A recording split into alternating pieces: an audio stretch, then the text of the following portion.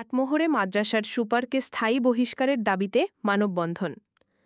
চাটমোহর উপজেলা প্রতিনিধির তথ্যচিত্র desk report. পাবনার চাটমোহরে সামাদ সাউদা দাখিল মাদ্রাসার সুপার আব্দুল ওয়াহাবকে স্থায়ী বহিষ্কারের দাবিতে অভিভাবক ও শিক্ষার্থীরা মানববন্ধন ও বিক্ষোভ করেছে। রোববার সকালে উপজেলা পরিষদের সামনে চলে এই কর্মসূচি। মানববন্ধন শেষে বিক্ষোভ মিছিল বের হয়ে উপজেলা নির্বাহী কর্মকর্তা ও মাধ্যমিক শিক্ষা কর্মকর্তার কাছে স্মারকলিপি প্রদান করা হয়।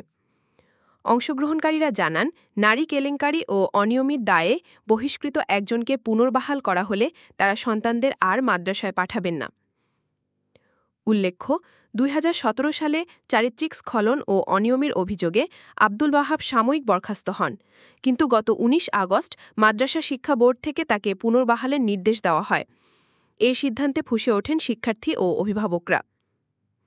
মানববন্ধনে শিক্ষার্থী সিনথিয়া ও সাদিয়া অভিযোগ করেন, সুপার মাদ্রাসার এক শিক্ষিকার সঙ্গে অনৈতিক সম্পর্ক গড়ে তুলে বিয়ে করেন এবং প্রতিষ্ঠানে বহু অনিয়ম করেছেন, তাই তাকে স্থায়ী বহিষ্কারের দাবি জানান তারা।